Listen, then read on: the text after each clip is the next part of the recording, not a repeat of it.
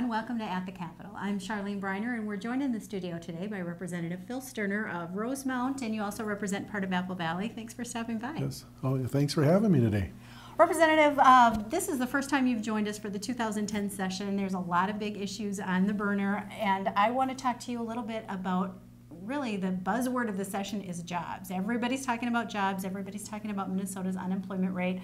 You've got a pretty aggressive jobs agenda, and you've been working on it for months, even before the session started. Tell us a little about your work, not only in the Jobs Task Force, but in the Small Business Caucus. There's a lot of stuff going on. Well, as you mentioned, I'm on the Jobs Task Force and the Small Business Caucus, and we've been working hard to try to find ways that we can create jobs in Minnesota. So part of that is trying to give our business climate a good way to make it better for businesses to live and locate here. And so we have had some initiatives. We have like an angel investors credit bill going through that would make it similar to what Wisconsin is offering. And we also are looking for standards of pollution control and environmental standards where the permitting time would be less than to about 150 days.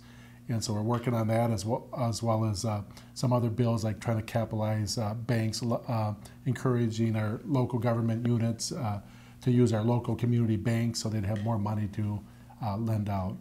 You're a small business owner yourself. For people that are just joining us for the first time, we always like to give people a little sense of who their representatives are. You're a small business owner, and what do you see on the front lines? What are you sensing? What are the big challenges that you see and that you've brought to bear in some of your work on these issues? Well, I think a lot of the big challenges right now is just capitalization and for businesses to be able to have money to expand or hire employees or to be out there, because it's kind of a double-edged standard where there had been a couple of those national banks that have foreclosed, so they've really tightened up a lot of lending rules. So it makes it very difficult for small businesses to get loans. And then when you're looking at sales being down in a tough economy, then it looks like the debt-to-income ratio is tough as well. So many businesses aren't able to get that capital that they need to expand or grow with new equipment and such. So I think that's the biggest issue on it that we're citing. And then one of the other issues which we're trying to work on is property taxes. We had a small business survey, about 1,100 small businesses across the state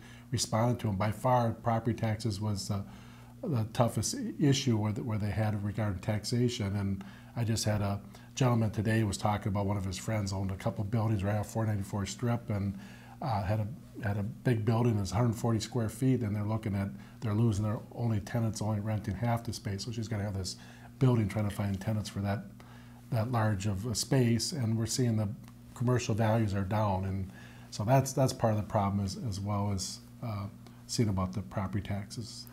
Well, we're going to keep watching as some of these bills move through the legislature. I know you're carrying some of those bills as well, some of the tax credit bills, so we're going to keep checking in with you on some of these small business bills. But I want to talk to you too about another part of the legislature's pro-jobs agenda. It's a pretty aggressive jobs-focused agenda, and that is the bonding bill. And we're in here about a month into session. You just passed a bonding bill today off the floor. The Senate's passed it as well, and it's headed to the governor. Tell us what's in there for your district and why it's so important.